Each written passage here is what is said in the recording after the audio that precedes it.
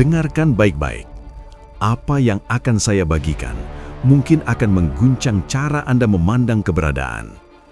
Bayangkan ini, semua momen dalam hidup Anda, detik, menit, tahun yang Anda anggap telah berlalu, sebenarnya tidak pernah benar-benar pergi. Mereka tidak hilang, mereka masih ada, terentang seperti panorama gunung yang luas. Hanya bisa Anda lihat jika Anda bisa keluar dari kereta api pikiran yang melaju kencang. Dan kereta api itu adalah persepsi kita tentang waktu. Kita diajari waktu itu linier, sebuah garis lurus dari kelahiran menuju kematian. Masa lalu adalah buku yang telah ditutup, masa depan adalah halaman kosong yang menunggu. Tapi, bagaimana jika itu semua adalah ilusi yang sangat meyakinkan? Sebuah sandiwara besar yang diperankan oleh indera kita. Bahkan, fisika paling mutakhir menyatakan hal itu. Einstein dengan teori relativitasnya membuktikan bahwa waktu itu elastis, bisa melambat, bisa memanjang, bahwa sekarang Anda dan sekarang seseorang di galaksi lain adalah dua hal yang sama sekali berbeda. Dan di ranah kuantum, hal-hal menjadi lebih aneh lagi. Masa lalu, sekarang, dan masa depan berpotensi terjadi secara bersamaan. Lalu muncul pertanyaan yang menggema dari lorong-lorong paling kuno peradaban. Jika waktu bukan garis lurus, melainkan sebuah lanskap, apa artinya bagi konsep-konsep seperti takdir, karma, dan perjalanan jiwa? Mengapa para leluhur dari peradaban Indus hingga para sufi di padang pasir berbicara tentang siklus, roda kehidupan, dan keabadian dalam bahasa yang tiba-tiba terdengar sangat ilmiah? Dalam eksplorasi ini, kita akan menelusuri dua sungai pengetahuan yang tampaknya terpisah. Sungai sains modern yang dingin dan logis, dan sungai kebijaksanaan kuno yang dalam dan mistis. Kita akan lihat bagaimana kedua sungai ini bergabung, membentuk samudra pemahaman yang lebih luas tentang siapa kita dan di mana kita sebenarnya berada dalam kain realitas ini. Bersiaplah, kita akan membongkar ilusi waktu dan menyentuh sisi abadi dari diri Anda. Sebelum kita menyelam lebih dalam, jeda sejenak. Coba pikirkan, sejauh mana getaran video ini telah sampai ke kota Anda? Apakah ide bahwa waktu bukanlah majikan kita, melainkan sebuah ilusi terasa asing? Atau justru membangkitkan ingatan samar di dalam jiwa? Bagi pemikiran Anda di kolom komentar, saya sangat ingin tahu. Sekarang, bayangkan Anda hidup 3000 tahun yang lalu. Tidak ada arloji, tidak ada kalender digital. Apa patokan waktu Anda? Matahari terbit dan terbenam, bulan yang membesar dan mengecil, musim yang berganti dalam roda yang tak pernah putus. Bagi para bijak kuno, ini adalah waktu yang sejati, bukan garis, melainkan siklus, sebuah pola yang berulang, sebuah nafas kosmis.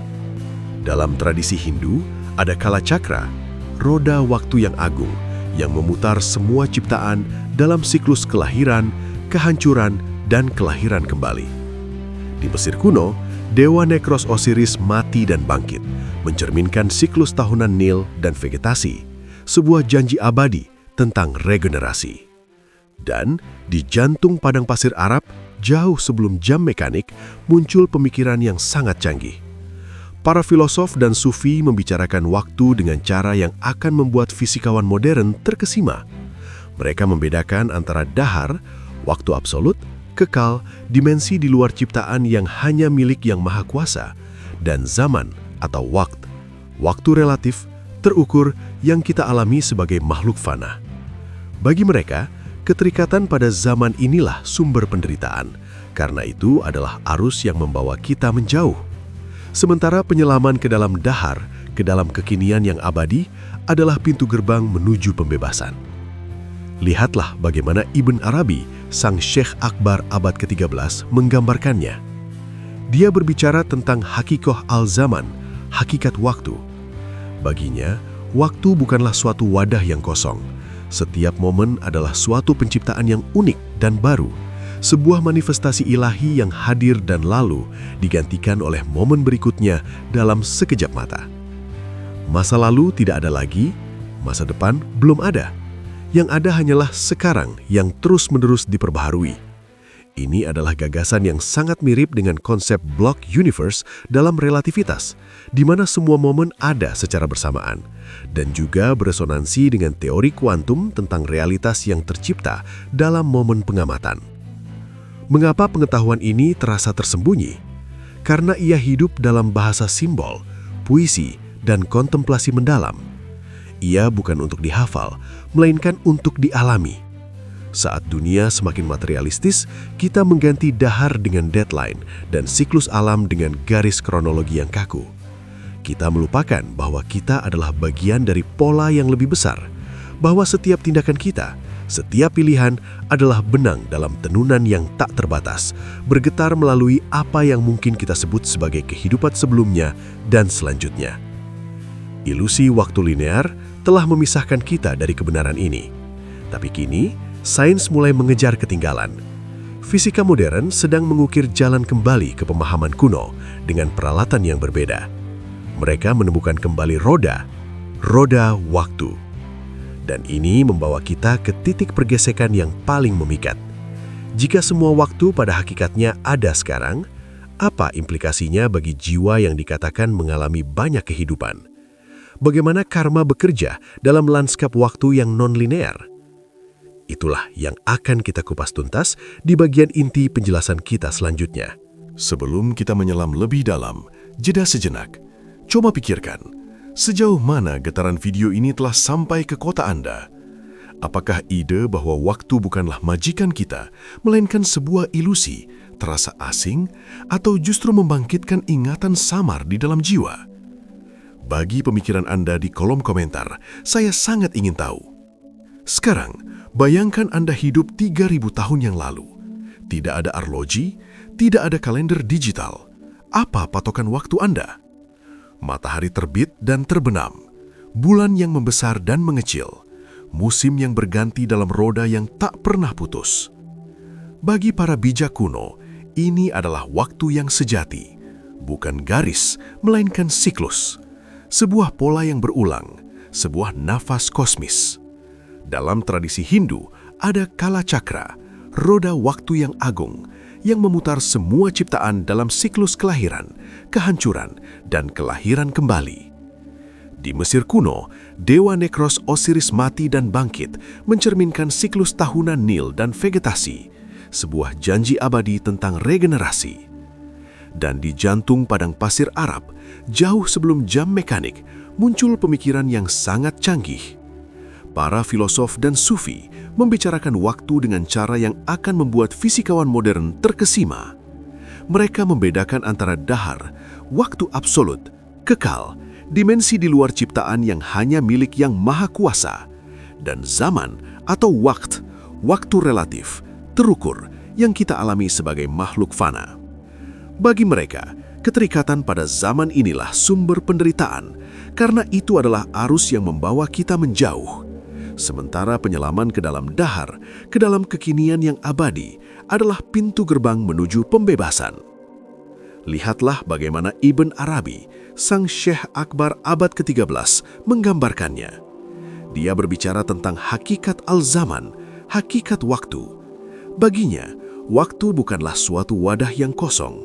Setiap momen adalah suatu penciptaan yang unik dan baru, sebuah manifestasi ilahi yang hadir dan lalu digantikan oleh momen berikutnya dalam sekejap mata. Masa lalu tidak ada lagi, masa depan belum ada. Yang ada hanyalah sekarang yang terus-menerus diperbaharui. Ini adalah gagasan yang sangat mirip dengan konsep block universe dalam relativitas, di mana semua momen ada secara bersamaan dan juga beresonansi dengan teori kuantum tentang realitas yang tercipta dalam momen pengamatan. Mengapa pengetahuan ini terasa tersembunyi? Karena ia hidup dalam bahasa simbol, puisi, dan kontemplasi mendalam. Ia bukan untuk dihafal, melainkan untuk dialami. Saat dunia semakin materialistis, kita mengganti dahar dengan deadline dan siklus alam dengan garis kronologi yang kaku. kita melupakan bahwa kita adalah bagian dari pola yang lebih besar, bahwa setiap tindakan kita, setiap pilihan adalah benang dalam tenunan yang tak terbatas, bergetar melalui apa yang mungkin kita sebut sebagai kehidupan sebelumnya dan selanjutnya. Ilusi waktu linear telah memisahkan kita dari kebenaran ini, tapi kini sains mulai mengejar ketinggalan. Fisika modern sedang mengukir jalan kembali ke pemahaman kuno dengan peralatan yang berbeda. Mereka menemukan kembali roda waktu. Dan ini membawa kita ke titik pergesekan yang paling memikat. Jika semua waktu pada hakikatnya ada sekarang, apa implikasinya bagi jiwa yang dikatakan mengalami banyak kehidupan?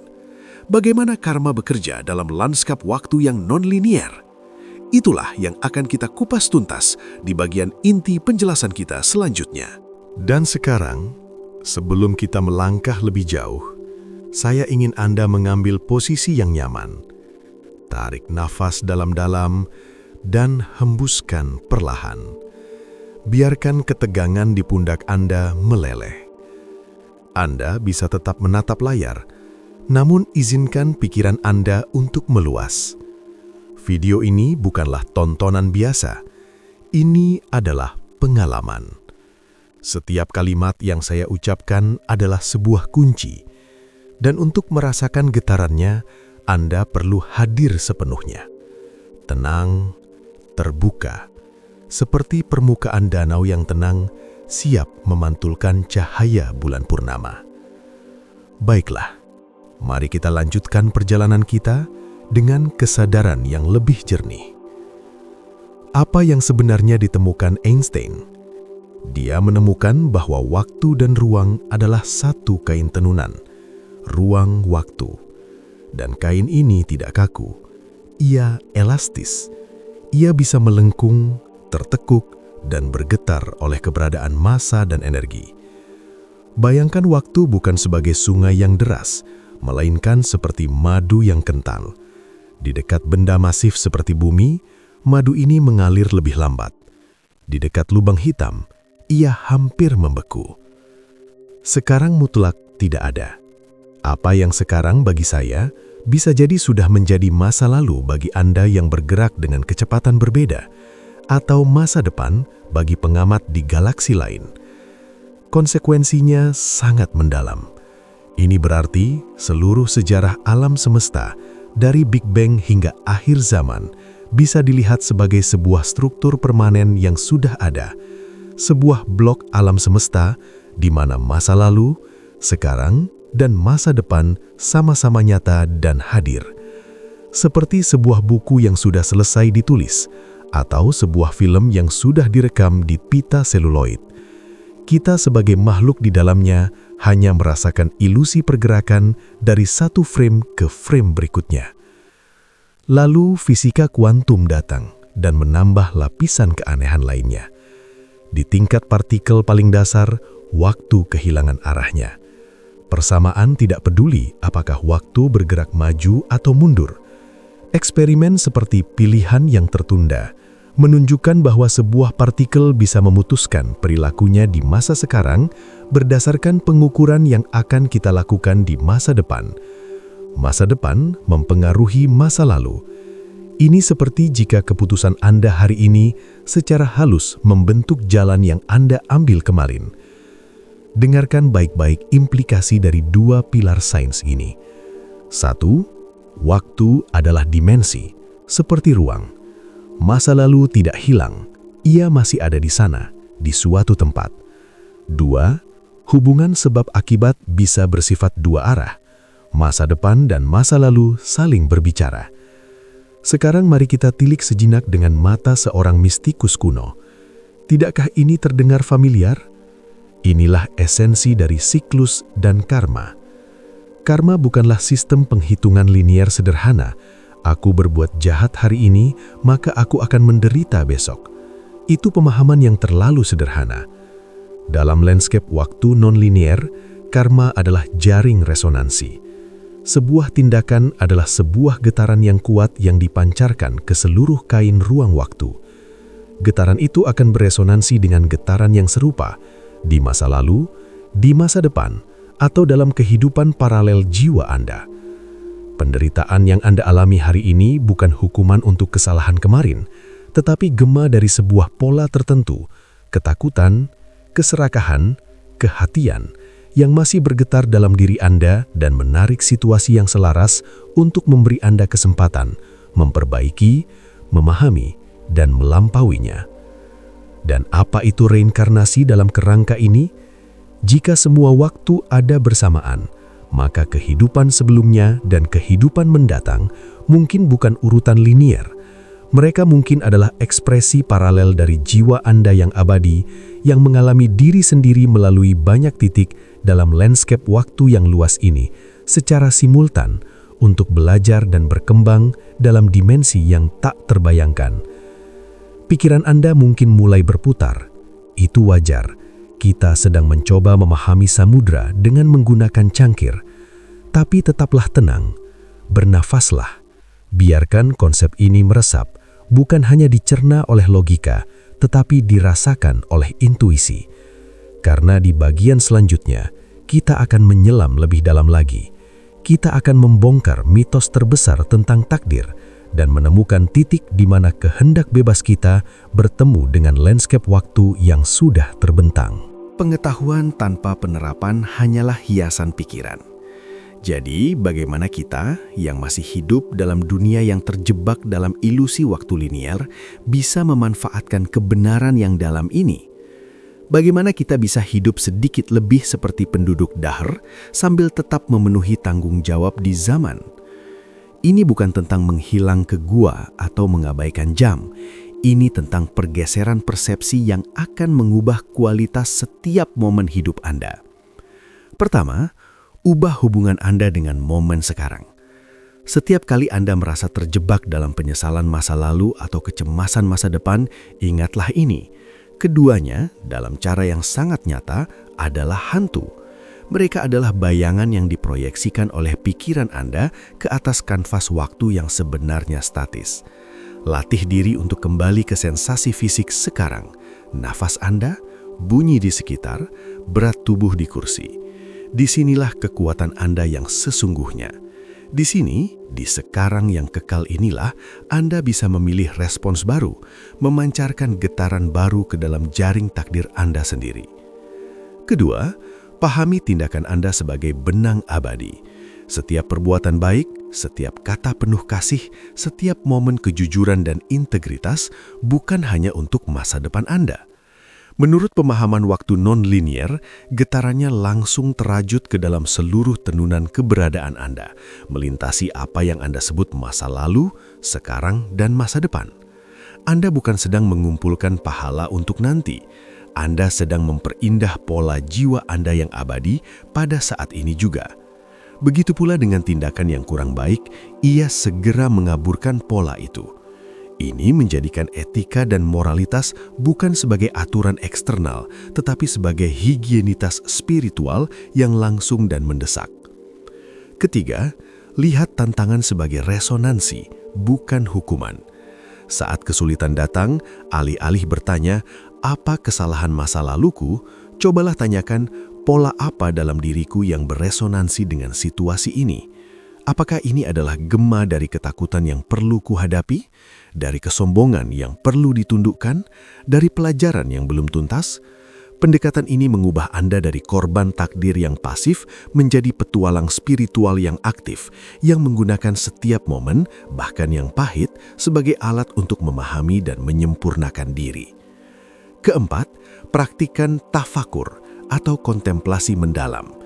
Ini adalah warisan tersembunyi dari tradisi para bijak. Duduk dalam kesunyian, amati alam, renungkan keteraturan matahari terbit, siklus air, metamorfosis kupu-kupu.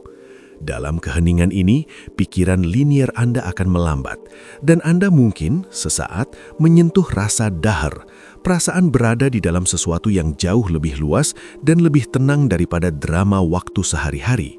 Di sini, intuisi Anda tentang keterhubungan segala sesuatu akan tumbuh. Kelima, lepaskan kebutuhan untuk mengontrol garis waktu. Kita sering menderita karena memaksakan skenario masa depan kita sendiri. Berkomitmenlah kepada niat dan tindakan terbaik Anda hari ini, lalu serahkan hasilnya. Percayalah bahwa dalam lanskap waktu ilahi, segala sesuatu tiba pada waktunya yang sempurna untuk pembelajaran jiwa Anda. Ini bukan kepasifan, tetapi kebijaksanaan aktif, bekerja dengan sungguh-sungguh di zaman sambil berlabuh kepada keyakinan di dahar. Hambatan terbesar, pikiran itu sendiri yang terus-menerus berbisik tentang masa lalu dan masa depan. Itu adalah kebiasaan yang telah dibangun seumur hidup.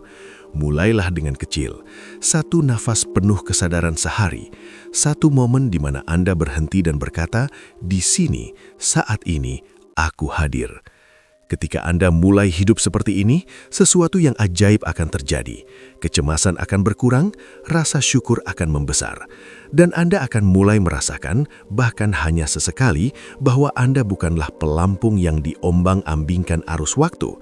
Anda adalah pelayar yang mulai merasakan angin abadi di balik angin musiman, mulai membaca peta bintang yang lebih besar. Jadi, apa yang telah kita jelajahi bersama? Kita telah menyusuri dua jalan yang tampak berbeda. Jalan pertama dibangun dari matematika yang presisi dan teleskop yang dingin, membawa kita ke teras teori relativitas dan keanehan kuantum, di mana waktu merenggang, melengkung, dan kehilangan arahnya. Di mana masa lalu, sekarang, dan masa depan mungkin hanya ilusi dari perspektif kita yang terbatas. Jalan kedua, berlapis debu zaman dan wewangian dupa, membawa kita ke kaki para bijak, sufi, dan perenung kuno. Mereka dengan mata hati yang terang selalu tahu bahwa waktu yang kita kejar hanyalah bayangan. Mereka berbicara tentang dahr, tentang siklus yang berputar, tentang jiwa yang mengembara dalam pembelajaran yang tak berujung. Dan di persimpangan kedua jalan ini, kita menemukan sebuah plaza yang sunyi. Disinilah kedua narasi bertemu dan berbisik kebenaran yang sama dengan bahasa yang berbeda. Bahwa kita jauh lebih besar daripada kisah linier kita. Kita bukan hanya tubuh yang lahir, tua, dan mati dalam garis waktu. Kita adalah kesadaran yang mengalami diri sendiri melalui banyak momen dalam taman waktu yang luas dan sudah selesai. Sebuah taman di mana setiap bunga mekar, setiap daun gugur, sudah ada dalam keutuhannya yang abadi. Karma dan takdir bukanlah algojo, tetapi hukum resonansi dan simetri yang sempurna dalam taman itu. Pilihan kita adalah langkah kaki yang menentukan aroma bunga mana yang akan kita cium, pemandangan mana yang akan kita renungi. Lalu, apa yang tersisa untuk kita? Sebuah undangan, bukan untuk lari dari dunia, tetapi untuk menghuninya dengan cara yang baru. Untuk sesekali berhenti dari kesibukan memburu detik dan menjadi saksi yang tenang. Saat Anda duduk di teras di senja hari, saat Anda memegang tangan orang tercinta, saat Anda menghadapi ujian yang berat, ingatlah, momen ini seperti mutiara telah selalu ada dalam kalung keabadian. Anda diberi karunia untuk merasakannya, untuk belajar darinya, untuk mengubah maknanya dalam diri Anda. Jangan takut pada siklus. Jangan terbelenggu oleh garis. Hidupilah dengan penuh, dengan sadar, dengan niat yang jernih. Karena setiap niat baik, setiap upaya untuk memahami, setiap detik kehadiran penuh adalah sebuah kemenangan kecil atas ilusi, sebuah langkah menuju pengalaman akan dahr, menuju kekinian yang tak pernah bergerak, yang hanya ada. Sebelum kita berpisah, saya ingin meninggalkan Anda dengan satu pertanyaan untuk direnungkan di dalam keheningan. Jika waktu adalah ilusi, maka apakah yang sebenarnya abadi dalam diri Anda sekarang ini? Temukan itu, rasakan itu. Itulah diri sejati Anda di tengah taman waktu yang fana. Jika getaran perjalanan ini sampai ke hati Anda, bagikan cahaya ini. Like, subscribe, dan yang terpenting, tulis di komentar. Satu wawasan, satu pertanyaan, atau satu perasaan yang muncul dalam diri Anda setelah menonton ini. Mari kita lanjutkan percakapan ini di ruang tanpa waktu itu. Terima kasih telah hadir dengan kesadaran penuh. Sampai kita bertemu lagi dalam eksplorasi lain tentang misteri keberadaan. Salam dan selamat merenung.